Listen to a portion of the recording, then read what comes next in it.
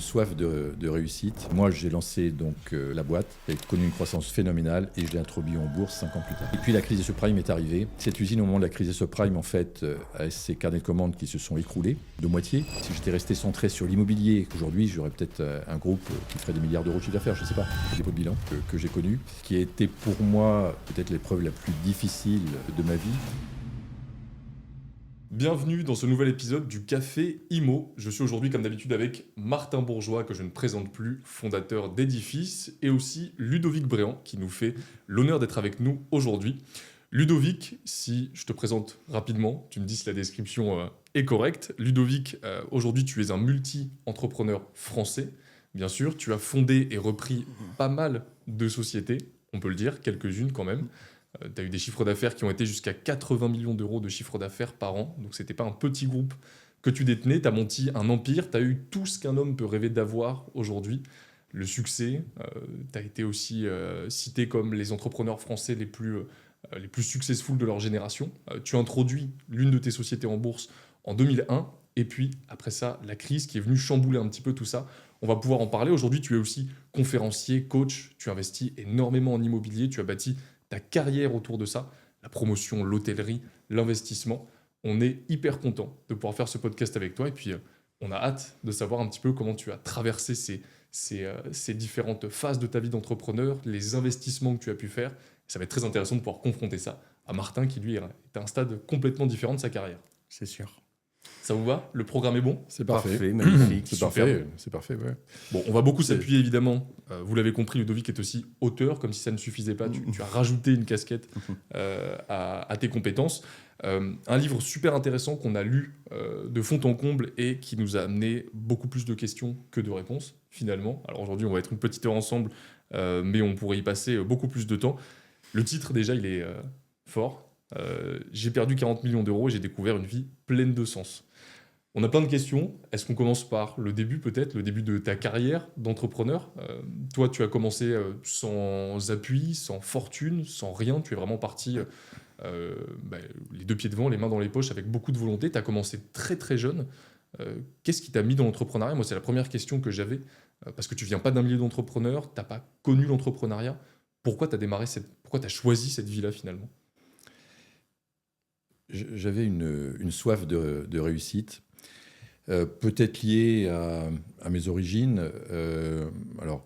Mes parents étaient aisés, on va dire, mais sans plus. Mais je voyais des parents d'amis à moi qui roulaient en Porsche, qui avaient des très grandes maisons, chose qu'on n'avait pas. Et c'est peut-être issu de ça, où j'avais eu une envie de prouver que la famille pouvait aussi avoir une réussite. Et donc, j'ai commencé à me renseigner sur l'entrepreneuriat, sur comment gagner de l'argent, etc. Et alors, à l'époque, il n'y avait pas Internet, mais il y avait des bouquins, il y avait les autobiographies d'hommes d'affaires célèbres qui avaient réussi. Je pourrais sur Richard Branson, des personnes comme ça. Et donc, je me suis inspiré de ces personnes-là. J'ai lu leur autobiographie, j'ai voulu comprendre comment ils avaient réussi. Et j'ai vu que l'immobilier était un des facteurs clés de succès, en effet, de toutes ces personnes. Même si elles se sont lancées dans un domaine complètement différent, souvent l'immobilier, c'est le point de rencontre en fait, des fortunes qu'ils ont créées. Donc, c'est ce qui m'a fait me lancer dans l'immobilier assez rapidement, en effet. Okay. D'abord l'immobilier, du coup, pas l'entrepreneuriat pour commencer? Alors, les deux se sont faits en même temps. C'est-à-dire que juste quand j'ai terminé mes études, j'ai pris un CDI parce que j'ai compris que pour avoir accès au crédit bancaire, c'est toujours une règle actuelle, c'est mieux d'avoir un CDI. Donc, j'ai commencé avec un CDI. J'ai acheté un premier appartement, l'équivalent de peut-être 50 000 euros aujourd'hui, on va dire. J'ai fait quelques travaux. J'y ai vécu un peu. Je l'ai revendu. Comme aujourd'hui, il y avait toujours la possibilité d'exonération d'impôts sur les plus-values. Donc, j'ai fait une plus-value exonérée d'impôts. J'ai fait une deuxième opération, etc. Voilà. Donc, ça m'a donné le goût de l'immobilier. Et vraiment, en parallèle, oui, je me suis lancé dans l'entrepreneuriat, qui n'avait rien à voir avec l'immobilier. Alors, je ne sais pas si tu veux qu'on aille dessus, Arthur. Moi, je veux qu'on aille sur tous les sujets, Ludovic. OK, alors, par rapport à l'entrepreneuriat, j'ai compris à l'époque, c'était à l'époque de Bernard Tapie, qu'on pouvait reprendre des entreprises pour 1 euro. Et en reprenant les parts sociales de la société, bien sûr, les sociétés avaient du passif. Donc, j'ai compris ça. Et c'est ce que j'ai fait. dans un domaine qui était en pleine vogue à l'époque, qui était les parcs de loisirs. C'était l'époque de Disney, c'était l'époque parc d'Astérix, etc. Alors bien sûr, je n'avais pas les moyens de faire ça. Donc j'étais en Normandie à l'époque. J'ai cherché des parcs de loisirs. J'ai regardé les différents parcs de loisirs qu'il y avait en Normandie. Alors, il n'y en avait pas beaucoup, il y en a peut-être 3 ou 4. Donc j'ai fait le tour de ces parcs. Et je suis tombé sur un vieux parc entre Rouen et Dieppe qui était vraiment pourri, sur je sais plus, une dizaine d'hectares, avec une salle de banquet, avec donc restaurant, salle de banquet, et puis ces jeux extérieurs. Discothèque aussi, il y avait tout un, Et c'était puis, tout un ensemble. et puis voilà. Alors, discothèque, c'est un bien gros mot, puisqu'on pourrait appeler ça plutôt une salle de bal, D'accord. avec des sièges de cinéma. Je ne sais pas si vous imaginez le siège de cinéma dans dans la salle de bal. Ah ouais, C'est-à-dire, tu as la piste de danse, tu as des sièges de cinéma derrière. C'est ça. C'est une salle de tout en fait. Oui. On peut tout faire dans cette salle. La piste de bowling au milieu. Voilà, c'est vraiment multitâche. Ok, très bien. Voilà, et il y avait ça. Je me dis, bon, qu'est-ce que je vais faire de ça? Mais bon, j'avais l'esprit ouvert et je me suis dit, on va tenter de valoriser cette affaire.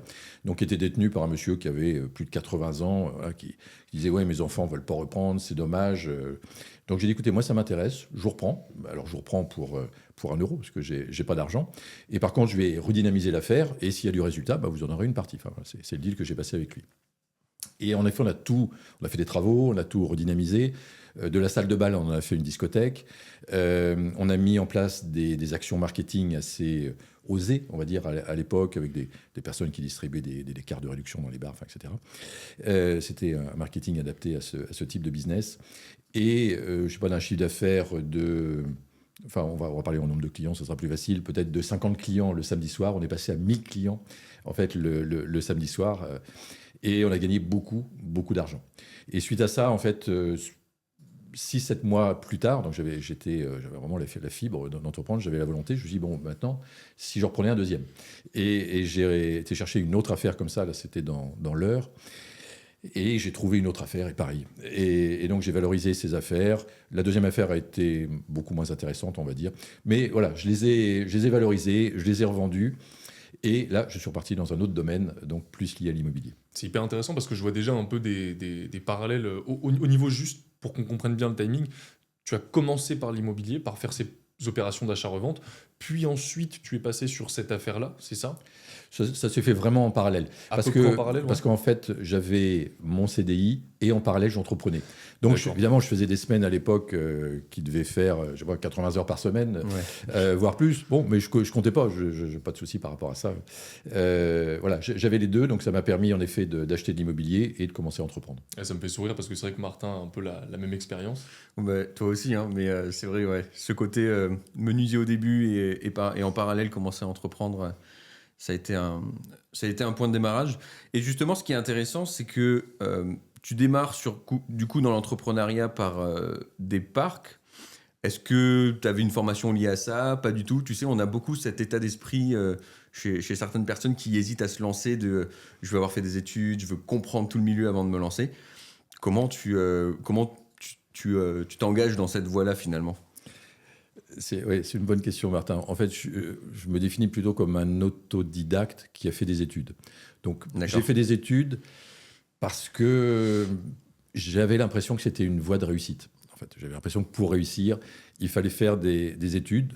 Donc, je les ai fait, mais à contre-cœur. Je les ai fait en forçant, ce qui n'est vraiment pas une bonne chose, sans aucun intérêt. Mais je les ai fait pour la carte de visite. Est-ce que ça m'a servi?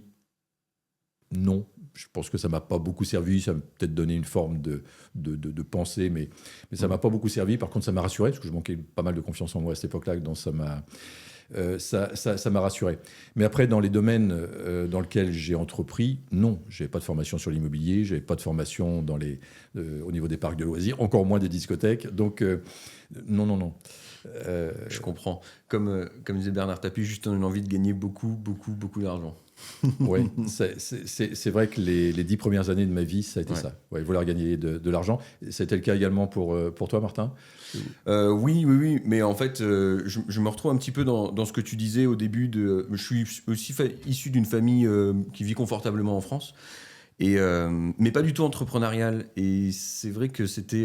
Quand moi j'ai décidé du coup de ne pas faire d'études, j'ai arrêté à 18 ans après mon bac scientifique, en partant vers un CAP menuiserie, donc absolument rien à voir. Je suis allé directement dans le concret, dans le bâtiment.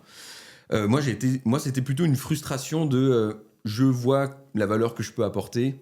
Je travaille pour beaucoup de particuliers, d'investisseurs, dont une petite partie gagne énormément d'argent sur des chantiers que je fais pour eux. Donc je connaissais les chiffres un peu avec mon bac scientifique, je comprenais la logique des travaux. C'était assez logique de partir dans l'immobilier. Et ouais, il y avait cette volonté de sortir, de s'élever un peu de sa classe sociale finalement, et d'avoir accès à d'autres trucs auxquels, dans ma famille, on ne s'autorise pas forcément à rêver, on ne s'autorise pas forcément à penser. Et donc du coup, ensuite, toi, tu as monté un groupe quand même, une affaire avec beaucoup de branches de ce qu'on a compris dans ton livre. C'est quoi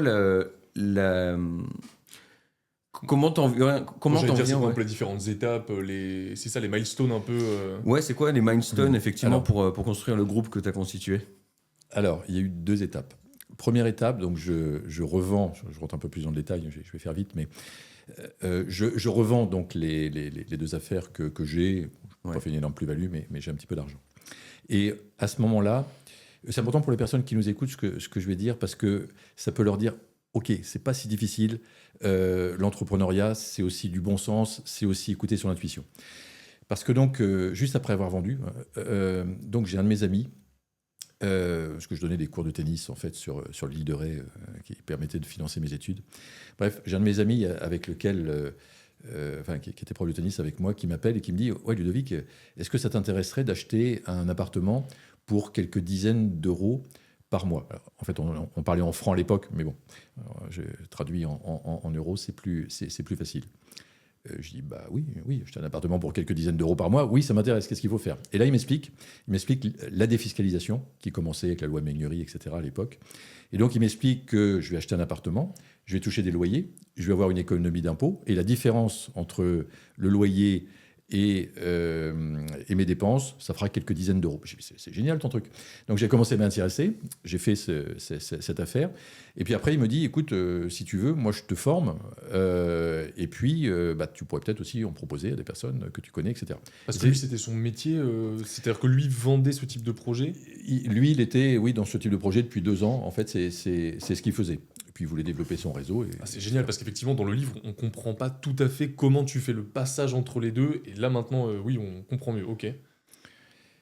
Et donc, je me lance. Donc, j'en parle à des amis qui disent oui, c'est génial, je touche des commissions, etc. Bon. Et donc, je décide d'aller un petit peu plus loin et de lancer, en fait, avec cette personne, on décide de lancer notre boîte. Donc, moi, j'étais à Rouen, lui à La Rochelle. Et puis, ça aussi, c'est intéressant. Et puis, il trouve quelqu'un d'autre, en fait. En fait, on voulait recruter un directeur commercial, et ce directeur commercial n'était pas très loyal. Et en fait, il a voulu prendre ma place, comme j'étais pas là. Et donc, mon associé potentiel me dit, écoute, finalement, je ne sais pas si tu es la bonne personne pour s'associer. Je vais plutôt m'associer avec cette personne, donc directeur commercial. Évidemment, je ne l'ai pas bien vécu. Bon, je me suis retrouvé tout seul. Et avec ma femme, on se dit, qu'est-ce qu'on fait? Est-ce qu'on déménage finalement à La Rochelle? On devait déménager sur La Rochelle, mais c'était plus utile, puisqu'il n'y a plus l'association. Finalement, ça c'est le pouvoir des femmes aussi. Ma femme dit, écoute, voilà, non, on s'est mis dans la tête de partir à La Rochelle, on part à La Rochelle. Je dis, OK. Donc on y va. Et je lance ma boîte tout seul. Donc lui a lancé sa boîte de son côté avec l'autre personne. Et pour la petite histoire, la boîte a duré 2-3 ans et elle s'est arrêtée. Et moi, j'ai lancé donc la boîte qui a connu une croissance phénoménale et je l'ai introduit en bourse 5 ans plus tard. Il n'a pas fait le bon choix. Heureusement pour moi, quelque part, parce que peut-être ça aurait été aussi un frein. Donc, ce que je veux dire, c'est que la vie, elle fait bien les choses. Oui. En permanence, en fait, la vie fait bien les choses. À partir du moment où on l'écoute, à partir du moment où on ne force pas, et à partir du moment où on écoute, en effet, son instinct et son intuition.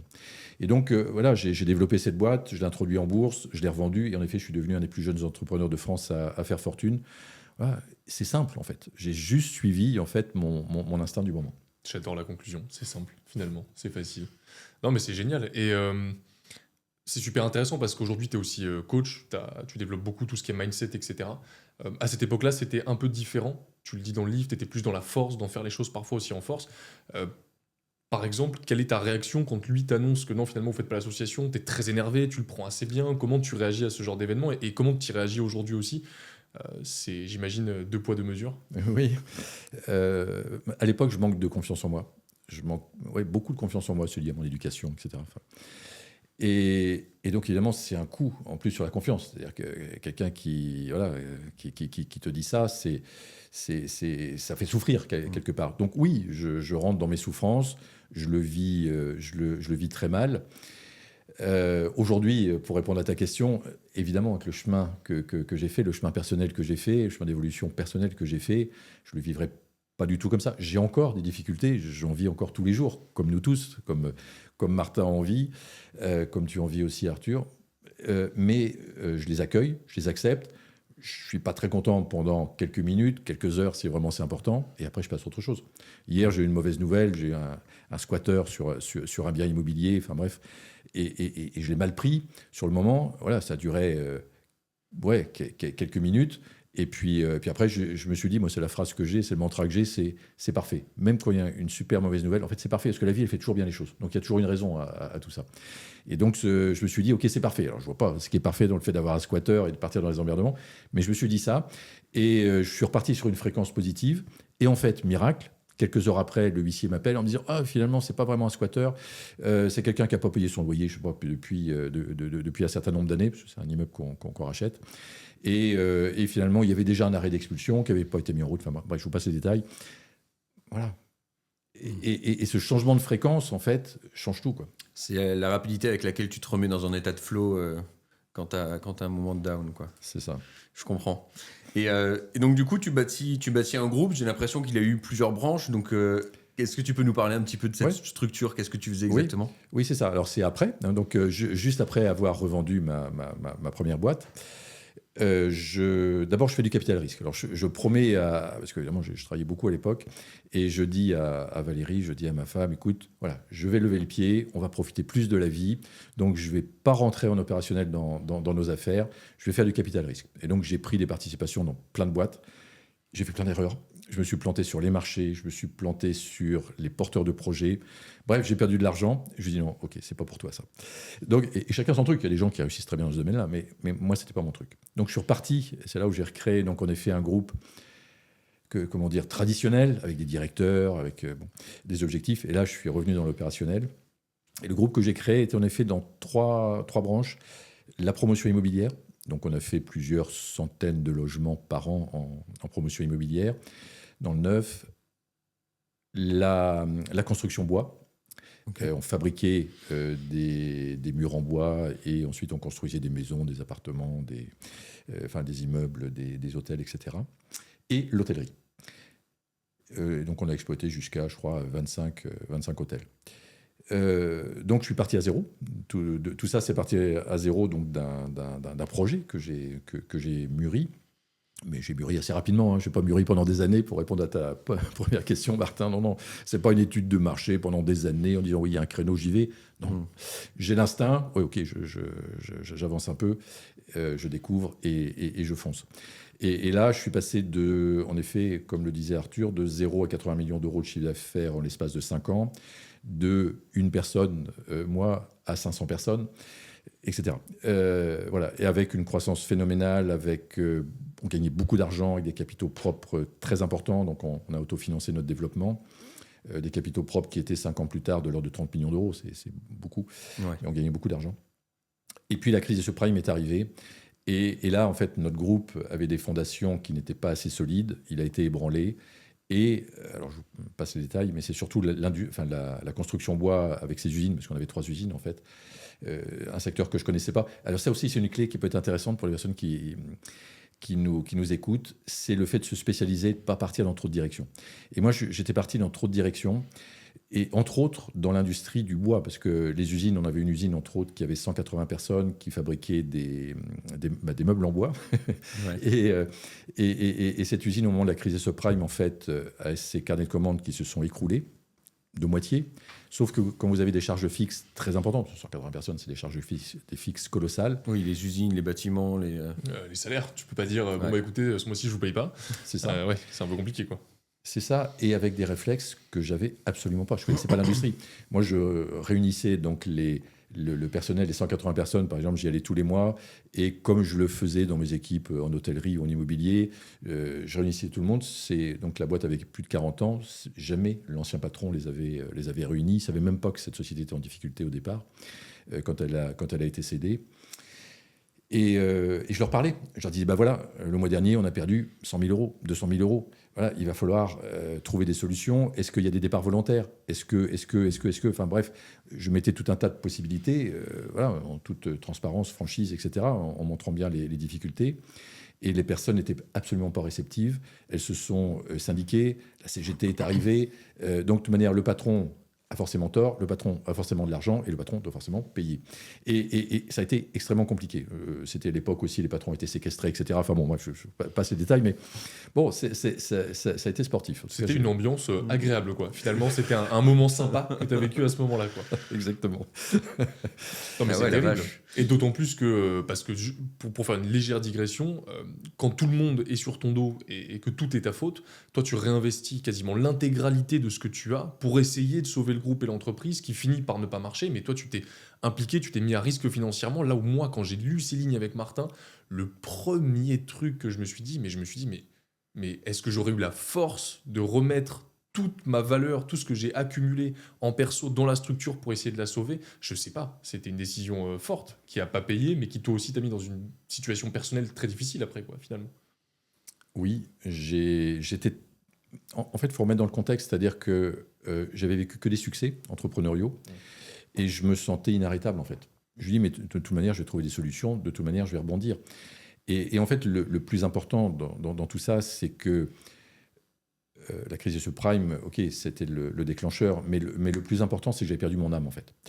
Moi, mon âme d'entrepreneur, c'est de créer, c'est de développer, c'est de sentir les choses, etc. Ça, j'aime. Mais j'étais devenu un gestionnaire, en fait. Je gérais une boîte avec des centaines de personnes, etc. On achetait des immeubles, on achetait des hôtels uniquement en voyant un reporting que faisaient mes collaborateurs. C'est pas moi, ça. J'ai besoin de voir, j'ai besoin de sentir, j'ai besoin de visiter. Et ça, je l'ai pas compris. Et c'est tout ça qui a fait que, comme j'avais perdu mon âme, en fait, que le groupe a coulé. Donc, je dirais qu'il faut regarder, en effet, les faits, et puis, sur un plan un petit peu plus subtil, voilà, aller voir, en fait, ce qui se passe vraiment. Et pour les personnes qui connaissent des difficultés entrepreneuriales, peut-être qui nous écoutent, il faut regarder peut-être un petit peu au-delà, en effet, de la conjoncture qui est peut-être difficile aujourd'hui.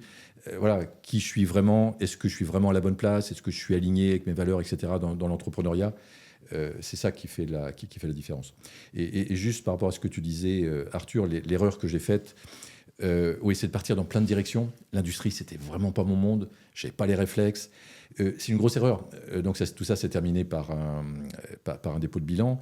Mais si j'étais resté centré sur l'immobilier que j'aime ou l'hôtellerie que j'aime, aujourd'hui, j'aurais peut-être un groupe qui ferait des milliards d'euros de chiffre d'affaires, je ne sais pas.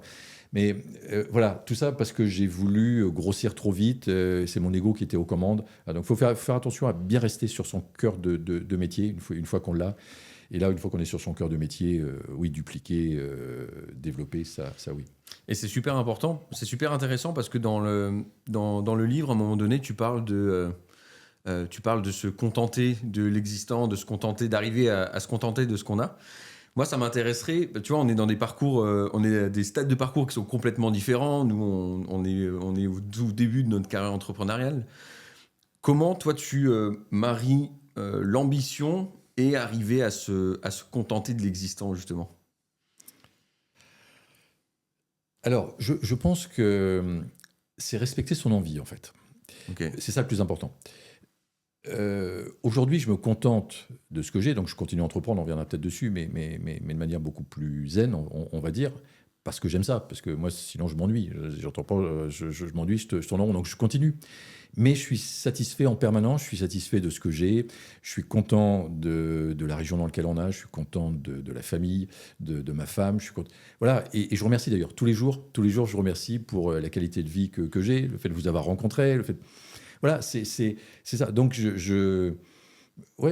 j'apprécie chaque moment, mais ça n'empêche pas de respecter mes envies. Et mes envies, c'est de développer, donc je continue à développer. Ouais, je comprends. Mais je pose cette question parce que parfois, on peut un peu avoir ce paradoxe de l'ambition, de se contenter de ce qu'on a, et on peut penser que c'est deux choses qui sont assez paradoxales, alors que, justement, c'est ça la conclusion que tu as apportée. comment toi, dans la façon dont tu as piloté tes affaires, tu t'es rendu compte que voilà, tu t'es pas satisfait de ce que tu avais justement et qui a peut-être emmené vers une mauvaise voie par la suite. Oui, c'est exactement ça. C'est-à-dire que à l'époque, j'étais vraiment dans mon ego. En fait, je voulais toujours plus. Je voulais prouver aussi que j'étais capable à moi et aux autres que j'étais capable de plus. Ça vient aussi, ça demande du manque de confiance que j'avais, peut-être le manque d'amour que j'ai eu à certains moments. Enfin bref, c'est important aussi de faire une introspection pour bien se connaître, pour bien se comprendre. Donc mon ego faisait que oui, toujours plus pour prouver que j'étais capable, mais c'est une connerie. C'est une connerie. L'important, c'est de se faire plaisir. L'important, c'est d'être bien dans ce qu'on fait. Et voilà, on peut avoir 1 million d'euros de patrimoine et être super heureux. Et puis d'autres vont être très malheureux. D'autres vont vouloir 10 millions. D'autres vont vouloir 100 millions. D'autres vont vouloir 1 milliard. C'est toujours plus. Mais moi, à l'époque où j'ai introduit mon entreprise en bourse, j'ai rencontré des personnes, entre autres, qui avaient vendu leur entreprise plusieurs centaines de millions d'euros. Et voilà, j'ai voulu échanger avec eux. Mais en fait, je me suis aperçu, pas tous, hein, mais en tout cas, la personne à laquelle je pense, c'est une personne qui n'était pas bien. Pourtant, elle avait plusieurs centaines de millions d'euros. Je me disais, qu'est-ce qu'elle peut avoir de plus? Mais non, elle n'était pas bien, elle était inquiète. Elle avait l'impression que tout le monde était là pour lui piquer son argent. Elle avait peur de se tromper sur les prochains investissements, etc. Donc c'est pour ça que c'est important de travailler sur soi, de bien se connaître et puis d'entreprendre, en effet, par rapport à qui on est. Ouais. Ouais, être trop centré sur l'argent, c'est un peu cliché, mais bon, c'est vrai, l'argent ne fait pas le bonheur, quoi. C'est pas ça qui va rendre heureux. C'est ça. Ça ne fait pas le malheur non plus. Hein. Bon, oui. Moi, je ne suis pas contre l'argent. Il ne faut pas non plus tomber dans le risque. Alors, attends, j'aime bien l'argent, mais j'apprécie aussi. J'apprécie le fait d'habiter dans une belle maison. J'apprécie le fait de pouvoir partir en voyage à l'autre bout du monde quand je veux, etc. J'apprécie vraiment. Tu reviens de Saint-Martin parce que ta fille t'es passé lui dire bonjour. Bah voilà, c'est grâce à ça que tu peux voyager, que tu peux profiter de la vie. Évidemment, c'est hyper intéressant. Ouais. Bah ça, je ne dirais pas le contraire. Non, mais c'est marrant parce que c'est vrai que Martin, lui, il a une approche un peu différente où moi, j'ai l'impression que je suis un peu comme toi dans le sens où moi, j'ai beaucoup testé, je suis assez procédurier, je fais plein d'erreurs et c'est en faisant plein d'erreurs que j'arrive à trouver la bonne solution. Martin, il est très... moi, je dis souvent que Martin, il a une vision tunnel, quoi. C'est-à-dire qu'il sait exactement où il va, il sait exactement ce qu'il fait. C'est assez impressionnant parce qu'il n'y a pas de chemin de traverse, quoi. C'est très fluide, très clair. Mais pour autant, aujourd'hui, il est dans la phase travail dur. Travail très dur. Là, c'est du 7/7. C'est du lundi au lundi, c'est 12-14 heures par jour à peu près. Donc c'est cette phase, j'ai l'impression, qui est obligatoire parce qu'aujourd'hui, toi, tu t'es sorti de cette phase et tu l'expliques très bien. D'ailleurs, tout à l'heure, tu as dit c'est simple. Les choses arrivent de manière simple finalement, il ne faut pas les forcer, il ne faut pas les déclencher. Mais ce serait quoi le conseil que tu aurais pour un entrepreneur qui a déjà commencé à bâtir son empire, qui commence à construire quelque chose de fort, quelque chose d'impactant, mais qui est encore dans cette démarche de volume, quoi? Qu'est-ce que tu fais? Qu'est-ce que tu conseilles par rapport à ça, toi? C'est une bonne question, en effet, pour Martin. C'est-à-dire que, pour moi, quand on est aligné et qu'on est bien dans son entrepreneuriat, et j'ai l'impression que c'est le cas de Martin, on n'a pas besoin de travailler 70 heures par semaine. Maintenant, en fait, la question pour Martin, c'est est-ce que ça te plaît? Est-ce que tu es bien dans ce que tu fais? Parce que si tu es bien, si tu n'as pas de manque, c'est OK. Ouais. Mais c'est ça. Est-ce qu'on a l'impression d'être dans le travail ou est-ce que en fait on en fait plus parce qu'on apprécie et justement c'est intéressant. Comment toi tu sens c'est quoi le déclencheur de mon instinct me dit que je suis au bon endroit ou pas au bon endroit? Parce que beaucoup de gens ont du mal à écouter cet instinct parce que parfois ils l'ont refoulé pendant longtemps. Comment tu fais toi pour te connecter à ça justement et savoir quand tu es dans le bon chemin ou pas? Alors, c'est amusant. Tiens, je vais vous montrer que la vie, c'est simple. À Saint-Martin, en effet, j'étais il y a 15 jours, et j'ai acheté un bouquin de Natacha Calestrémé sur les guides. Dans l'Invisible, en fait, elle explique qu'on a des guides, un guide familial, un guide universel et un guide spirituel. Bon, enfin, c'est ce qu'elle explique. Elle explique même comment trouver le nom de son guide. Enfin, bref, j'ai trouvé ça intéressant. Évidemment, j'ai testé. Et la semaine d'après, j'allais à une vente aux enchères pour acheter un immeuble donc au Pays Basque. Et là, je vais juste vous raconter la fin parce que c'est quand même, je trouve, assez étonnant.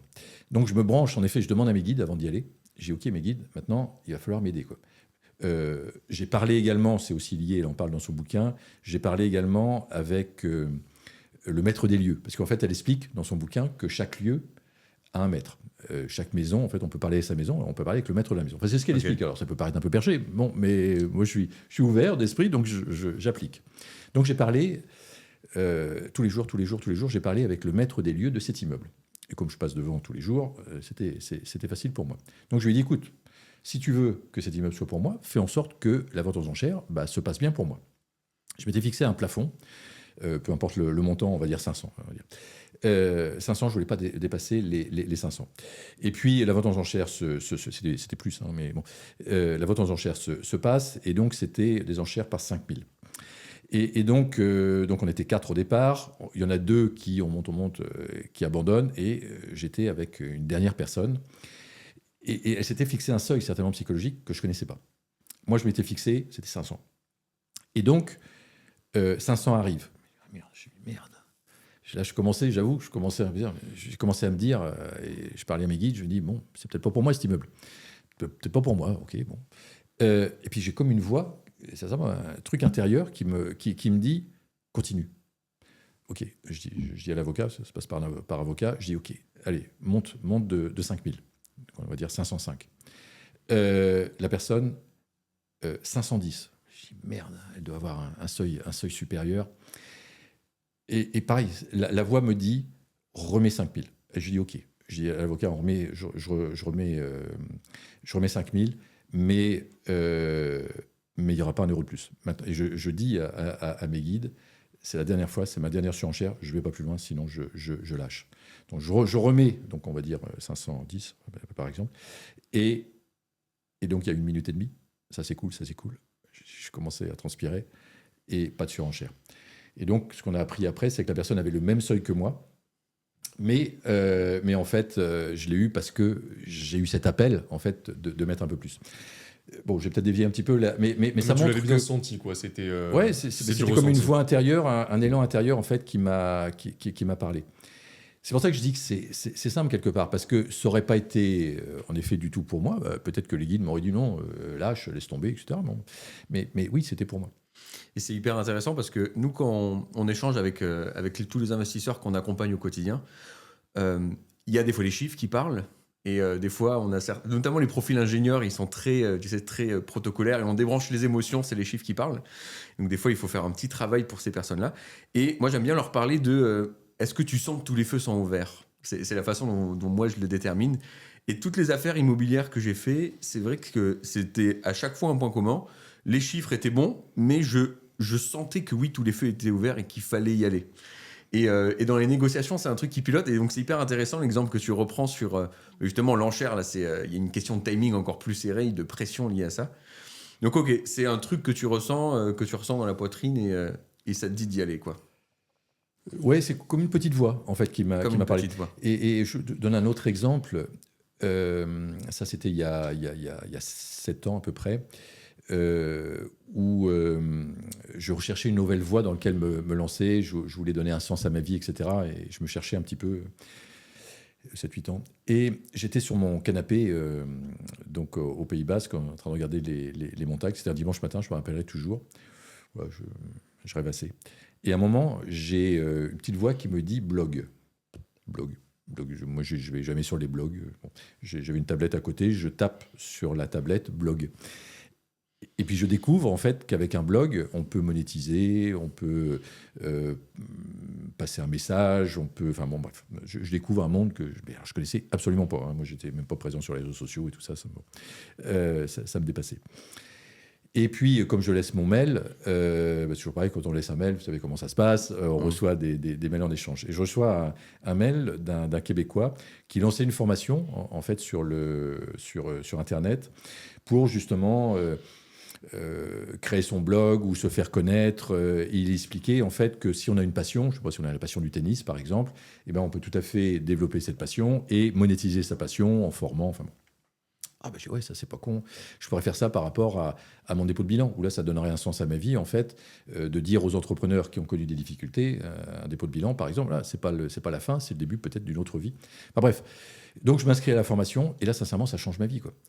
Alors d'abord c'est une partie de moi que j'avais jamais vue, cette capacité à transmettre, mais jamais.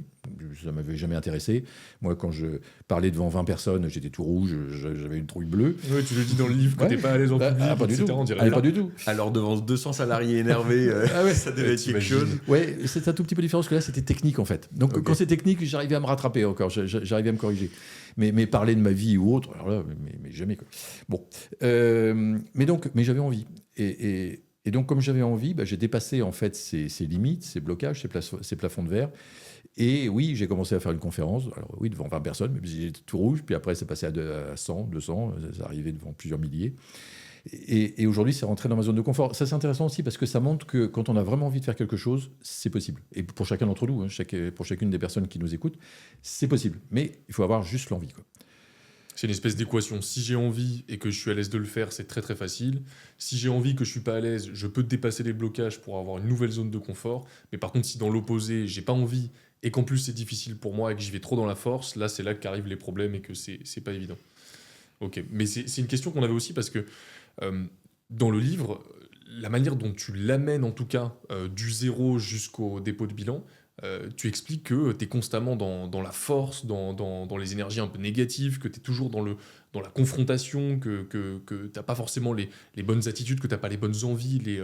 Bref, on a l'impression que tout ce que tu fais, tu le fais mal. Enfin, c'est toi qui le décris comme ça, hein, où ça n'a pas l'air évident. Et pourtant, tu arrives quand même à bâtir un groupe qui fait 80 millions d'euros de chiffre d'affaires. Moi, c'est ça que je trouve hallucinant, c'est comment on fait pour, quand on n'est pas au bon endroit, à la bonne place, en faisant les bonnes actions, pour arriver quand même à bâtir quelque chose d'aussi phénoménal, quoi. C'est une bonne question. Alors phénoménal, tout est relatif. Parce que dans mon esprit, je pensais aux milliards d'euros de chiffre d'affaires. Oui, donc 80 millions d'euros, c'était tout petit. Tu disais, tiens, comment est-ce que je fais x10 l'année prochaine? Mais c'est quelque part, c'est ce qu'on appelle aussi la loi de l'attraction. C'est-à-dire que quand on visualise les choses, quand on met tout son focus en fait sur une chose, on finit par l'attirer, on finit par la réaliser. Donc ça peut fonctionner dans la force, sauf que c'est pas durable. C'est ça le problème. Oui, je l'ai eu. Ah, c'est ça la différence que tu fais, c'est possible, mais que c'est pas durable, quoi. C'est ça. Okay. Oui, c'est pas durable parce que vous n'êtes plus à la bonne place. Et donc, pour moi, ça n'a pas duré. J'ai eu des signes qui ont été prémonitoires. À un moment, j'ai failli me noyer. Ah oui, tu en parles au Cap Ferret, non, avec ta fille, c'est ça? Oui, c'est ça. Exactement, que les baïnes, on était embarqués. Là, le message, oui, ça peut être intéressant, enfin, en deux mots. Donc, on se baigne et on a été embarqués par les baïnes. Et donc, Manon, ma fille, me dit, voilà, je perds pied, est-ce que tu peux... Enfin, elle s'accroche à mes épaules. Et moi, je nage à contre-courant, puisqu'on est à quelques mètres du bord. Je nage à contre-courant, pas de problème. Et je force, et je me bats, et j'y arrive pas. Et vraiment, j'ai failli me noyer. C'est mon autre fille qui est venue me chercher. Enfin bref, je passe l'étage, je me suis réveillé aux urgences. Mais il y avait une leçon, en fait. Il y avait un signe à ça. Et le signe, c'est quoi? C'est que ce que j'aurais dû faire, et ce qu'il faut faire quand on est embarqué comme ça par le courant, c'est se laisser porter. On se laisse porter, on se retrouve 200 mètres derrière. Et puis voilà. On est sorti du courant et on peut faire le tour. Mais peut-être que la plage est plus belle à 200 mètres. C'était le signe. Mais je ne l'ai pas du tout écouté. Je ne l'ai pas du tout interprété comme ça. J'ai interprété comme quoi la vie peut m'être retirée à tout moment et il faut que j'accélère encore et que j'aille plus vite. Quelle erreur, quoi. Quelle erreur. J'aurais écouté ce signe. Voilà, lâche prise, laisse-toi porter par le courant, fais ce que tu as envie, etc. Voilà, ma vie, elle aurait été bien différente. Ok. Je n'avais pas compris. Ouais, c'est ce que tu dis, qu'il y a des signes, que c'est dans le moment où tu forces le plus, que c'est ça qui t'arrive aussi, et que ça te met en garde, quoi. C'est ça, mais souvent quand même, je ne sais pas si c'est le cas pour toi, Martin, dans les investissements immobiliers, mais je vais partager un exemple, par exemple, au Futuroscope, dont je parle en effet dans le livre. C'est qu'on achète un bel immeuble en fait, à l'entrée du Futuroscope, c'est un ancien hôtel-restaurant qu'on a transformé en bureau. Et vraiment, c'était bien pour mon ego en fait à l'époque, parce que on voyait cet immeuble en fait en passant sur l'autoroute là, qui fait Bordeaux-Paris. De voir le nom de notre groupe là sur l'autoroute, ça c'est intéressant. Et pourtant tous les signes étaient contraires. Mais j'ai forcé. Alors quand j'ai tous les signes étaient contraires, c'est compliqué à se faire financer à l'époque. Compliqué les travaux. Ensuite, il y avait des odeurs persistantes. Personne n'a trouvé l'origine des odeurs dans le hall d'entrée, etc. Enfin, et ma femme me dit, mais vends. Je dis, non, on va y arriver, on va arriver à le sortir. Et donc, on a été en cash flow négatif, en fait, pendant 5-6 ans. Après, je dis, bon, j'en ai marre, je vends. heureusement, bon, l'immobilier se portait bien et puis on avait donné de la valeur à l'immeuble, donc on est sorti avec une plus-value. Mais c'était beaucoup d'énergie pour rien. Donc je ne sais pas si c'est des choses qui te sont arrivées aussi, Martin, de forcer, de ne pas trop t'écouter et puis en fait de faire une mauvaise affaire derrière, quoi. Alors, mauvaise affaire, ça va. J'ai eu des Martin, plutôt. tout ce qu'il fait, ça fonctionne. Voilà, Non, mais c'est- j'ai eu bien sûr des erreurs. Je me suis planté sur les enveloppes travaux, mais comme je le sentais bien dès le départ, bon, j'ai mis la main à la pâte de temps en temps pour finaliser et que ça rentre dans l'enveloppe.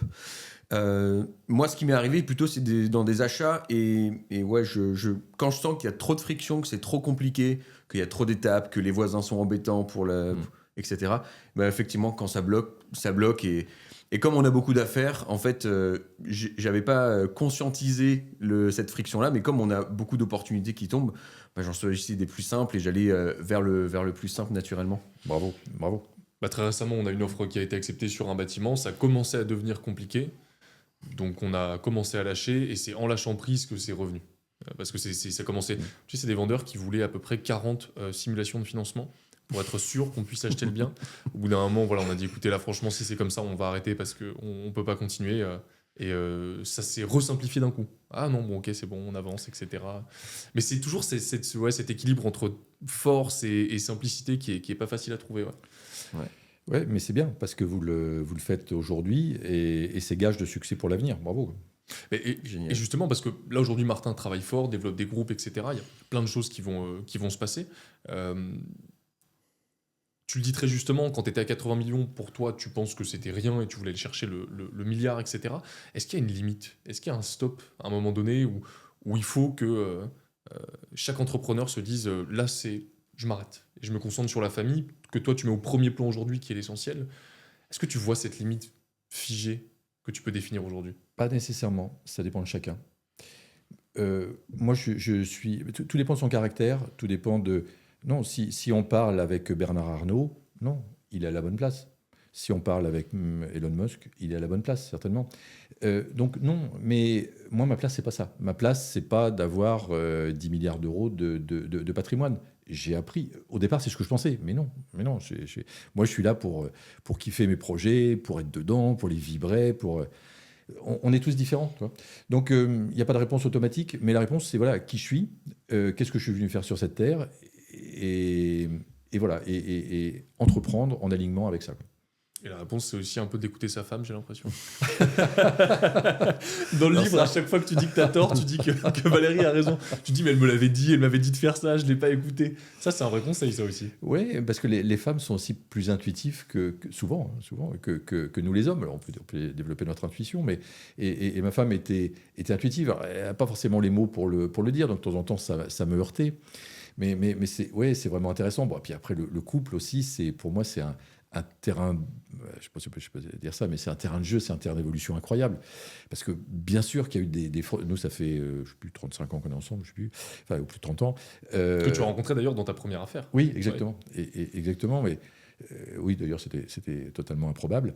Mais alors, bien sûr qu'il y a eu des tensions, bien sûr qu'il y a eu des difficultés. Je ne vais pas vous dire que c'était un long fleuve tranquille, mais au fond, en fait, elle m'a fait grandir. Parce qu'en me heurtant de temps en temps, aussi, je m'énerve. et oui, mais ça me fait réagir et ça me fait grandir.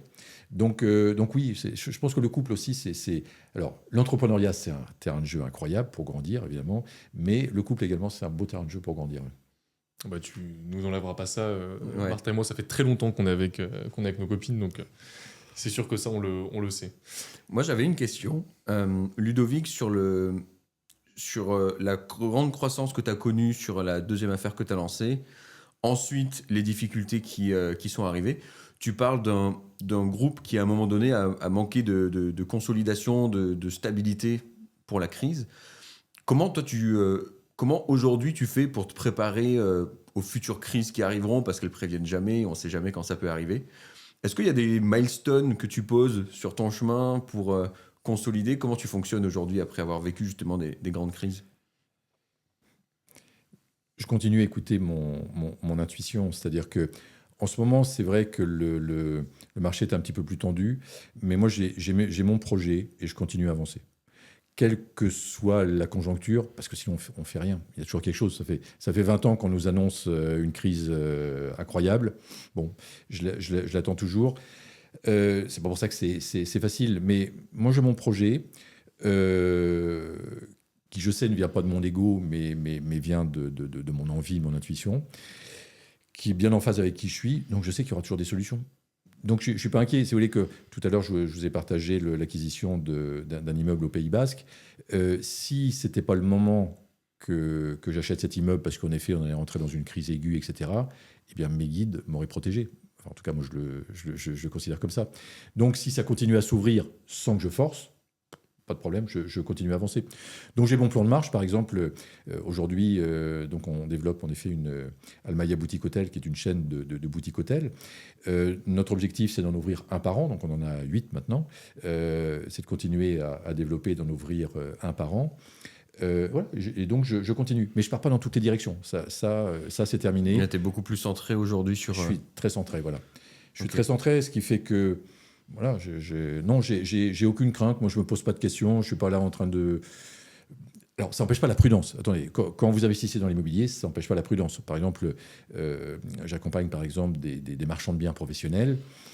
Moi, je les encourage toujours à avoir un plan B. C'est-à-dire qu'ils achètent un immeuble, par exemple.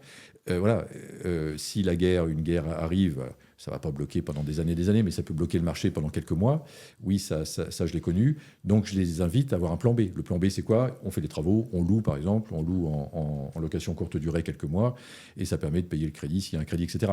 Non, j'incite aussi à la prudence. Ça, ok. Mais sinon, non, je pense qu'il faut avoir son projet et continuer à avancer.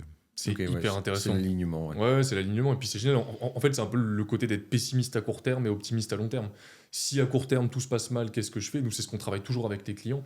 Hier, j'étais par exemple avec Monia sur son projet à Bordeaux. Monia qui n'est pas sûre de l'agencement, de l'optimisation. Donc moi, je vais me déplacer pour vraiment sur place avec elle prendre les mesures. Mais avant ça, on a préparé un plan A et un plan B. Je dis voilà, plan A, si ça se passe comme ça, tout est nickel, donc on peut faire les 4 chambres, on peut travailler l'optimisation. Si sur place on se rend compte, et c'est Martin qui a mis ça en place, si sur place on se rend compte que ça ne fonctionne pas, on peut déjà maintenant prévoir le plan B et pas rentrer dans une situation de stress sur place et se dire mais qu'est-ce que je fais? Comment est-ce que je vais optimiser mon bien? Est-ce que vraiment finalement c'est une bonne affaire? Et ensuite après derrière on sait que sur le long terme c'est intéressant. Et puis ce qui est très intéressant aussi c'est que en fait si je résume, tu te fiches des crises, enfin tu t'en soucies pas. Oui. Voilà, c'est ça. Oui. C'est intéressant le plan B. Je fais un parti sur le plan B parce que beaucoup d'entrepreneurs, ou en tout cas quelques entrepreneurs à succès, disent n'ayez pas de plan B, brûlez les ponts, vous partez. Oui, brûlez les bateaux, bien voilà, sûr. Ouais. Voilà. Et voilà, vous coupez les ponts dans tous les cas, vous allez réussir, il n'y aura pas d'autre choix. Peut-être pour certaines personnes ça fonctionne, je ne dis pas. Mais en tout cas, moi, j'ai toujours des plans B, en effet, et c'est bien ce que vous dites, et c'est bien ce que vous appliquez, d'avoir un plan B. Je trouve que c'est vraiment bien. Pourquoi? Parce que ça fait baisser la pression aussi. Parce que si on n'a pas de plan B, on est hyper tendu, parce que si jamais il y a le moindre écart et le moindre problème, on est cuit, on va dire. Le plan B, voilà, ça permet de faire baisser la pression, et ça, je trouve que c'est excellent. Je trouve que vous avez des... Alors oui, vous êtes plus jeune, enfin vous avez déjà tous les deux beaucoup de succès, on va dire, mais je trouve que c'est pas par hasard que vous avez ce succès en fait, parce que vous appliquez en fait les bonnes recettes, on va dire. Ouais, mais on voit avec des parcours différents qu'il y a quelques similitudes dans les conclusions. Et aujourd'hui, tu parles beaucoup de mindset, de l'état d'esprit d'un investisseur, d'un entrepreneur. C'est quelque chose qui m'avait marqué la dernière fois quand on s'est rencontrés, quand tu nous en avais parlé. Parce que moi, j'avais construit à un moment donné, j'avais construit un peu justement ce travail en force, d'avancer fort, et que le mindset, c'était pour certaines personnes un peu ésotérique. Comment je pourrais formuler ça? Pour certains, c'est bullshit, voilà, tout simplement. Oui, pour certains, c'est un peu bullshit. C'est des trucs qu'ils maîtrisent pas. Toi, ça a été quoi le déclencheur pour vraiment t'intéresser à ce développement personnel, le mindset? C'était le dépôt de bilan que j'ai connu, qui a été pour moi peut-être l'épreuve la plus difficile de ma vie. Parce que qu'est-ce qu'il y a de plus difficile à vivre pour un entrepreneur qui entreprend en permanence, qui a du succès en permanence, qu'un dépôt de bilan? Bien sûr qu'il y a plein d'autres épreuves, il y a des maladies graves, il y a des séparations, il y a des deuils, ok.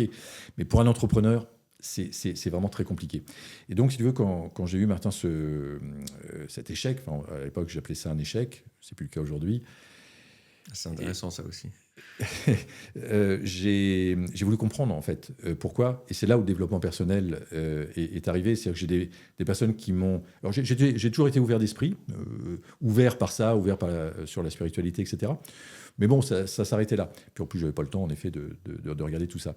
Mais là, j'avais plus de temps. Et puis, il y a des personnes qui m'ont tendu la main, en fait, dans des coachs, etc., qui m'ont tendu la main. Et je suis allé un petit peu plus loin. J'ai été voir des sages. J'ai été voir des philosophes, des psychologues, des thérapeutes, bien sûr, des chamans. J'ai fait des stages de développement personnel. Voilà, je me suis ouvert à tout ça. Et ça a changé ma vie, en fait. Moi, personnellement, enfin, c'est du vécu. Ça a totalement changé ma vie. En effet, là, j'ai commencé à travailler sur mon mindset. Puis on découvre plein de choses, l'attraction. Et oui, ça fonctionne. Enfin, en tout cas, pour moi, ça a fonctionné. Et c'est après ça que tu t'es recentré justement sur, non pas plusieurs activités, mais sur des activités. Toi, tu le dis maintenant que tu développes avec le cœur, etc. Ou avant, tu pensais qu'on ne pouvait pas faire développer avec le cœur et être rentable. Et qu'aujourd'hui, justement, tu arrives à accumuler les deux. Et pourquoi l'immobilier, finalement? Parce que tu avais quand même beaucoup d'activités. Qu'est-ce qui a fait que tu t'es centré là-dessus à cette époque-là?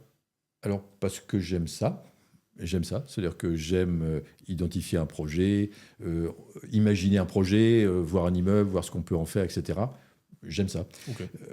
Voilà, c'est une passion pour moi, en fait. Tu sais que quand j'ai voyagé à travers le monde, par exemple, à chaque fois, j'allais voir, je voulais comprendre le marché, les tarifs, etc. Les vacances avec Ludovic, c'est pas des vacances. Tu sais, il passe devant les agences immobilières, il fait des calculs. Alors là, on a combien de renta là ici? Est-ce que c'est bien ou pas?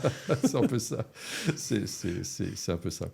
Ah ben, au départ, c'était non-stop, mais j'ai, je sais pas, une année, par exemple, on l'a pas fait, mais je devais acheter une sorte de palais, en fait, à côté de Marrakech. La même année, on devait acheter un bien en Amérique du Sud, au Brésil, très grand, un hôtel aussi à Malaga, tout ça la même année. Et puis, en fait, par peur, j'y suis pas allé. Par peur. Bon, est-ce que c'est bien ou pas? C'est pas, la peur n'est pas toujours bonne conseillère. Bon, en tout cas, je l'ai pas fait. Pas toujours bonne conseillère parce que j'aurais peut-être fait des très bonnes affaires, en fait. Oui, mais après, quand on est dans le monde du peut-être, c'est toujours compliqué. Ouais. Mais oui, c'est une passion. Et justement, c'est une autre question qui est hyper intéressante. Pourquoi la France et pas l'étranger? Parce qu'aujourd'hui, tu es très centré sur la France quand même, tu investis beaucoup en France. Alors, parce qu'il faut se spécialiser. À l'époque, on avait investi à Madagascar, on avait investi au Burkina Faso, j'avais investi au Sénégal. Non, j'ai quand même investi dans d'autres pays. Okay. Mais pour les mêmes raisons, se spécialiser, connaître parfaitement son terrain de jeu. Et moi, aujourd'hui, mon terrain de jeu, c'est Pays Basque, Île de Ré, et entre Alicante et Valence, parce qu'on y est assez souvent en Espagne. Donc, et je ne suis surtout plus en sortir. J'ai fait une conférence au Maroc il y a quelques mois. Évidemment, toutes les personnes dans la salle me disaient « T'investis quand au Maroc ?» et tout. Alors, j'avais regardé. Je vais quand même regarder. Pendant les vacances, effectivement. ChatGPT, etc. Bon, ma femme n'était pas très contente. Mais non, on ne va pas y aller parce que c'est pas mon terrain de jeu, parce que je sais pas que je vais pas réussir, mais c'est compliqué. C'est pas les mêmes mentalités, c'est pas la même comptabilité, c'est pas. Enfin bref, il y a plein de trucs qui changent. Et je le vois en Espagne, où je pensais que j'aurais vraiment du plaisir. On a un hôtel en Espagne, on a fait des opérations d'achat-revente, on a des biens locatifs là-bas. C'est quand même plus compliqué. C'est autre chose. Donc aujourd'hui, là concrètement, je continue à sourcer, donc à développer donc notre chaîne de boutique hôtel, mais comme je vous dis, Pays Basque, Île de Ré. Et Île de Ré, parce que tu y as vécu. Oui, enfin, on a vécu à La Rochelle et parce qu'on en a déjà. On a déjà un hôtel sur l'île de Ré. Ouais. Je comprends. Et vous avez déjà pensé à l'expatriation? C'est un gros sujet quand même pour beaucoup d'entrepreneurs français, notamment en ce moment. Vous y avez déjà pensé ou pas? Oui. Ouais. Oui, on y a déjà pensé. J'ai surtout pensé quand j'ai vendu la première boîte où on avait plusieurs dizaines de millions d'euros. On ne l'a pas fait. Pourquoi je ne l'ai pas fait? Je ne sais pas si c'est bien ou si c'est mal, hein, je ne sais pas. Mais on ne l'a pas fait parce que, par peur aussi, c'est pas facile de se délocaliser avec la famille, etc. On ne l'a pas fait parce qu'on avait pas mal de biens immobiliers en France aussi à ce moment-là. Bon. Avec le recul, est-ce que c'est bien ou pas? Je ne sais pas. Aujourd'hui, en tout cas, ce qui est sûr, et c'est ça qui est important pour les personnes qui nous écoutent, c'est de trouver son équilibre de vie, d'être bien. C'est ça qui est important. Mm. Et là encore, la réponse, elle n'est pas universelle, je dirais. Moi, j'ai ma réponse. Martin, tu as ta réponse aussi. Moi, aujourd'hui, l'équilibre que j'ai trouvé, c'est vivre 3-4 mois par an en Espagne, parce que la qualité de vie, c'est quand même plus relax, le soleil tous les jours, etc. Puis on est au bord de la mer. Et puis le reste du temps au Pays Basque, parce que pour moi, le Pays Basque, c'est une des plus belles régions de France, et on a une qualité de vie quand même incroyable. Donc c'est ça. Mais peut-être pour d'autres personnes, vont se dire non, moi j'accompagne des personnes qui sont en changement de vie, qui vont s'installer à Bali, etc. Pourquoi pas? Pourquoi pas? Donc c'est vraiment la réponse, c'est soi avec soi, quoi, en fait. Soit avec Qu'est-ce qu'on a envie de soi faire? et pas forcément pour qu'une raison fiscale, comme on peut beaucoup entendre sur des réseaux en ce moment, quoi. Alors, surtout pas pour des raisons fiscales. Alors, ça, par contre, oui, je peux en toucher un petit mot, parce que nous, on a dû lâcher beaucoup d'argent, mais aux impôts. Mais si vous voulez, même quand on investit dans l'immobilier aujourd'hui, on va dire, si on investit en société, grâce à l'effet de l'amortissement, en fait, on ne paye pas d'impôts pendant 10 ans, Ouais. voire plus. Donc, c'est stupide de se dire... Parce que moi, bien sûr, que j'ai été sollicité, par exemple, pour aller dans les paradis fiscaux, etc. Dieu merci, j'y suis pas allé, mais vraiment merci d'avoir été protégé là-dessus. Parce qu'en fait, on s'aperçoit que, oui, bien sûr, on peut le faire, les contrôles fiscaux derrière, les emmerdements derrière, à rallonge, il y a plein de personnes que je connais comme ça. Donc, Dieu merci, j'y suis pas allé. Donc, l'idée, c'est d'avoir son projet, qui ne soit pas du tout lié à la fiscalité. Et par contre, après, d'optimiser, bien sûr, sa fiscalité. Donc, moi, chaque année, par exemple, nous, on réunit nos conseils, juristes, fiscalistes, experts comptables, chaque année. Et je leur dis, voilà le projet de l'année, voilà où on en est. Optimisez-moi à fond la fiscalité. En toute légalité, bien sûr, mais optimisez-moi à fond les choses. Donc, on trouve les meilleurs montages pour l'optimiser. Mais ça, oui, ça, je suis d'accord. Mais faire sa stratégie ou faire une installation dans un pays pour la fiscalité, enfin non. C'est hyper intéressant la vision que tu as là-dessus parce que tu sais, on fait tourner pas mal de publicité pour que les gens viennent à nos apéros IMO ou bien sur les réseaux sociaux, ils nous en entendent parler. Et souvent, on a des commentaires qui nous font beaucoup rire avec Arthur. Abandonner la France, c'est un pays communiste. On a des C'est trucs très fiscal, forts. ouais. Ouais, la fiscalité, ça vaut plus la peine d'investir en France. Et beaucoup de gens sont un peu bloqués dans cet état d'esprit de la fiscalité est importante en France, donc il faut pas investir en France, il faut aller regarder ailleurs. Et bon, c'est un constat qu'on a fait, c'est que la plupart du temps, ils ne comprennent pas forcément la différence entre le rendement sur l'actif, le rendement sur le cash. On ne peut pas utiliser l'effet de levier quand on investit à l'étranger. Or, en France, la banque, c'est quand même très accessible. On est l'un des pays où on peut emprunter le plus facilement. Le plus facilement, ouais. Et ouais, il y a plein de possibilités de ne pas payer d'impôts sur ses revenus locatifs. Sur les maintenant presque 7 ans que j'investis, moi, je n'ai pas payé 1 euro d'impôt sur mes revenus locatifs. J'en ai payé sur des plus-values. Il y a eu des optimisations également. Mais c'est vrai que c'est une vraie croyance qu'il y a derrière ça en France, que nous, on travaille à déconstruire auprès de nos investisseurs. Et puis après, aussi, les gens s'imaginent que pas payer d'impôts, c'est pour le garder dans ses poches, ensuite, après, derrière, être super riche et s'acheter des énormes voitures de luxe. Bon, nous, on voit nos voitures. J'adore dire ça. On a des voitures, mais c'est une catastrophe. Des modèles de 2002. Tu sais, c'est des voitures un peu. Il y a une vitre qui se baisse, mais pas l'autre. Il y a une porte qui n'est pas centralisée, mais 3 c'est OK. Donc, faut tout un mode d'emploi pour s'en servir, quoi. Et du coup, on a un challenge avec Arthur. C'est combien de temps on arrive à les garder avant Ouais. Ah, c'est le max. Ouais, c'est ça, un peu dans Faut les l'état pousser, d'esprit d'investisseur. On est bien dans notre voiture, on a nos Ouais. petites habitudes. Et... Oui, non, mais, parce que c'est pas votre trip, en fait. Voilà, les voitures, c'est pas votre trip. Alors, peut-être ça sera un jour. Ce que je voudrais pas, c'est non plus, c'est que les personnes qui nous écoutent se disent « Ah bah oui, mais pour réussir, il faut que j'ai une voiture pourrie. » Parce que moi, je veux faire comme Martin, je veux faire comme Arthur. Pour réussir, j'ai une voiture pourrie. Toi, c'est ça que je veux dire. Parce que, C'est l'étape obligatoire. Voilà. Si vous nous regardez, ayez Non. un Vito de 2002, d'accord? C'est très important. Non, parce que quand on est... Admettons, c'est pas votre cas, mais admettons vous ayez envie de rouler en Lamborghini. C'est mon cas. Moi, c'est mon cas. Bon, Si- ok. si je peux en Vous avoir nous une. écoutez, vous voulez Oui. rouler en Lamborghini. Oui, mais le fait, si c'est ton cas, le fait que tu te restreignes quelque part, tu te dis, bah non, pas pour l'instant, parce que Lamborghini, oui, ça c'est dans 5 ans, dans 10 ans, ok. Tu te mets pas sur une bonne fréquence, en fait. En fait, pour moi, tu te mets dans une fréquence de manque. En fait, j'y arrive pas, c'est pas pour moi aujourd'hui, etc. Moi, je veux toujours être dans une fréquence d'abondance. Toujours dans une fréquence d'abondance. Et la fréquence d'abondance, c'est OK, c'est possible. J'ai envie de rouler en Lamborghini, c'est possible. OK, comment je peux faire? Bon, alors, évidemment, une Lamborghini, ça coûte cher. Un exemple par rapport à ça. Moi, j'ai mon fils qui a commencé dans l'entrepreneuriat sans argent. Parce que nous, on n'aide pas nos enfants financièrement, on les aide sous forme de conseils, mais bref. Ce qui est mieux. Bon. Et en tout cas, c'est un choix. Bon, il s'est lancé dans l'entrepreneuriat, lui, à 17 ans, et c'est un fan de voitures, Lamborghini, etc. Qu'est-ce qu'il a fait? Il a monté une entreprise, en fait, où il fait de l'achat-revente de voitures de luxe. Ça fonctionne extrêmement bien, ce qui fait qu'il roule tout le temps dans des voitures de luxe, qui sont les voitures alors il en a eu à lui perso, mais souvent c'est les voitures de la société. Voilà, il vit sa passion. Et en plus, il fait de l'immobilier, en plus, il fait de l'achat-revente, etc. Bon, mais il vit sa passion. Et je trouve que ça, c'est génial. Tout est possible. Tout est possible. À partir du moment où ça vient du cœur. C'est-à-dire que, Et où on est aligné, ouais.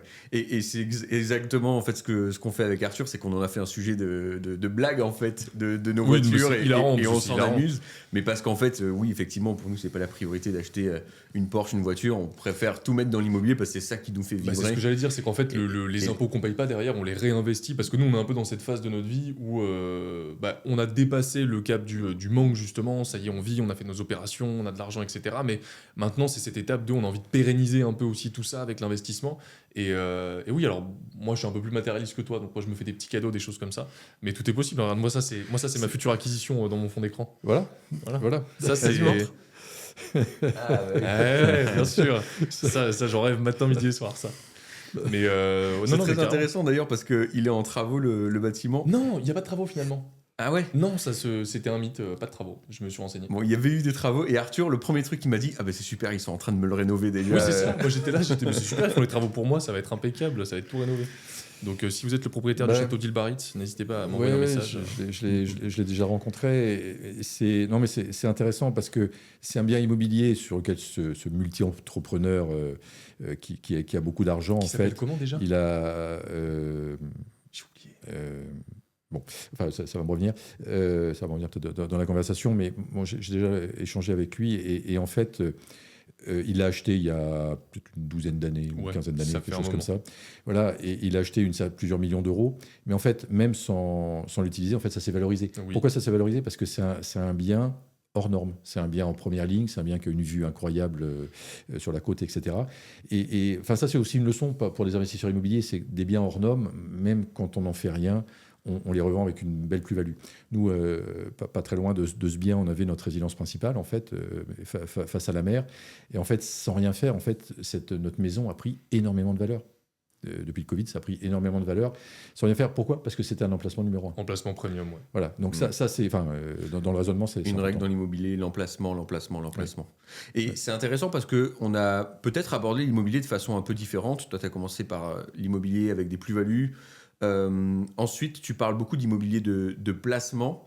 Nous, on parle aujourd'hui presque qu'exclusivement auprès de nos investisseurs d'immobilier de rendement où on cherche à maximiser le cash flow. Et aujourd'hui, toi, c'est quoi la stratégie que tu conseilles, par exemple, aux personnes qui nous écoutent? Un jeune de 30 ans qui a peut-être déjà acheté sa résidence principale parce qu'il avait envie de se sécuriser. Il a un revenu confortable, il a un petit peu d'épargne. C'est quoi la trajectoire idéale d'investissement que tu conseilles? Non, je suis tout à fait en phase avec toi. Non, je suis tout à fait en phase avec toi. Je conseille d'aller chercher forte rentabilité, fort cash flow. Dans une période de constitution, de croissance du patrimoine. Parce que si vous achetez en effet un bien patrimonial intéressant dans le centre de Bordeaux, le centre de Paris, le centre de Lyon, je ne sais pas, avec une faible rentabilité, aucun intérêt. Aucun intérêt, c'est pas rentable. Même si vous achetez en société, la banque va voir qu'il n'y a pas de rentabilité derrière, elle va avoir du mal à vous prêter après. Donc en phase de constitution de patrimoine, je te rejoins tout à fait Martin, c'est rentabilité. On a l'impression de se sécuriser parce que Bordeaux on connaît, qu'il y a plein de gens qui pourraient louer. Et effectivement, c'est pas forcément le... Et dans ma vie d'entrepreneur, si tu veux, la même année, il nous est arrivé d'acheter un certain nombre d'années, mais la même année, on a acheté un immeuble dans le 16e à Paris, donc patrimonial, on va dire, mais on pouvait se le permettre à l'époque, et un immeuble à Brou-sur-Chantraine, donc dans le 77, c'était un truc mais moche de moche, bon bref, très gros mais moche, un ancien foyer de la SNCF. Et donc on a valorisé les deux, et là on a fait la plus belle affaire. C'est l'immeuble à Brou-sur-Chantraine. En fait, on l'a transformé. On a eu l'idée de la transformer en résidence-service pour des policiers. Étonnant, mais on a logé des 220 policiers. Donc, on a eu un cash flow positif pendant plusieurs années. Et puis, ensuite, on l'a revendu avec une très forte plus-value. L'immeuble du 16e également, on l'a valorisé également, on a une plus-value, mais cash flow négatif pendant un certain temps et une valorisation pas si importante que ça. Ouais. Donc, moi, la leçon de tout ça, je te rejoins tout à fait, Martin, c'est à fond dans la rentabilité. Et je préfère largement avoir un bien, je sais pas, à 10, 11, 12, 15% de rentabilité, même si c'est dans un village, une ville secondaire, qu'un bien à 6% de rentabilité à Bordeaux. Voilà. Ouais. Le potentiel de croissance est plus fort quand on maîtrise bien le secteur. Mais c'est intéressant parce que du coup, ça m'a fait penser tout à l'heure quand tu expliquais que tu t'étais recentré et très focalisé sur l'immobilier. Ça m'a fait penser à une discussion qu'on a eue l'autre fois, Arthur, où tu me parlais des traders. Tu sais, les traders qui sont sur le marché depuis longtemps, ils commencent à comprendre un peu les fonctionnements, les flux financiers. Et au bout d'un moment, ils arrivent à beaucoup plus ressentir ce qui va se passer ou comment... ou prennent des décisions du coup beaucoup plus sur l'instinct. Toi, c'est un truc que tu as ressenti en te focalisant beaucoup plus sur l'immobilier, que tu arrives à changer la façon dont tu prends tes décisions ou tu décides des bonnes affaires? Ah ouais, c'est hyper intéressant. Est-ce que le sixième sens, il se développe plus fort quand on est centré ou Oui, certainement. Certainement, je ne vais pas vraiment analyser, mais certainement. Bon, après, il y a une partie aussi rationnelle. C'est-à-dire que, par exemple, je sais pas, vous investissez à Bayonne régulièrement, bah, vous connaissez le marché de Bayonne, tu connais le prix au mètre carré, tu connais le montant des loyers, tu connais le montant des travaux, tu connais même les entreprises de travaux, ça va plus vite. Donc, dès qu'on te propose un bien sur Bayonne, tu vas savoir très rapidement si c'est pour toi ou pas, de toute façon. Donc, je dirais que oui, c'est un mélange entre l'intuition et puis la connaissance et l'instinct qui certainement accélère les choses.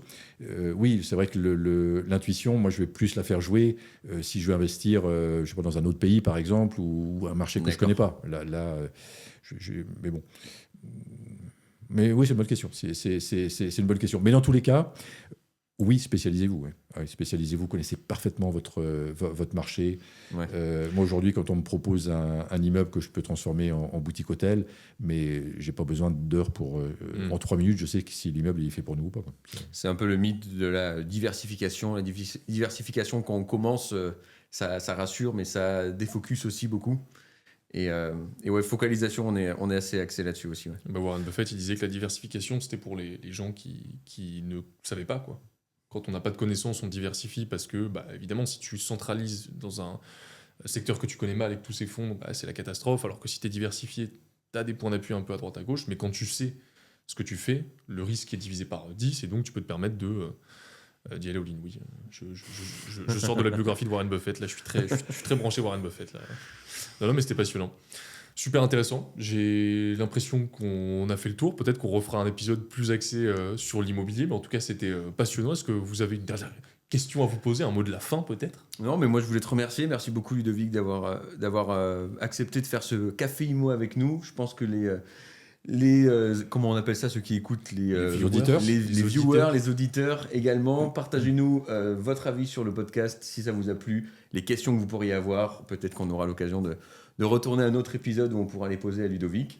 Et puis, si cet épisode vous a plu, n'hésitez pas à vous abonner directement. Et puis, on va pouvoir proposer de plus en plus d'interviews dans ce style dans les prochains mois, si ça vous plaît. Merci beaucoup, Ludovic. Non, merci à vous deux. Un grand merci à Martin, un grand merci à toi, Arthur. Moi, je voudrais juste souligner, parce que j'ai beaucoup parlé, mais vraiment, je ressens que vous allez avoir une belle et grande réussite. Pourquoi? Parce que vous êtes alignés, en fait. Vous êtes alignés, vous avez compris des choses que je n'avais pas compris quand j'avais votre âge. Et donc, bravo pour tout ce que vous faites. Et puis, le mot de la fin, pour moi, c'est... Tout est possible. C'est-à-dire qu'à partir du moment où on est aligné, à partir du moment où on est vraiment, enfin, on se connaît et on est aligné avec qui on est, vous allez pouvoir réaliser de très grandes choses. On espère que ça. Merci beaucoup. Merci Ludovic et on vous dit à la semaine prochaine pour un nouvel épisode.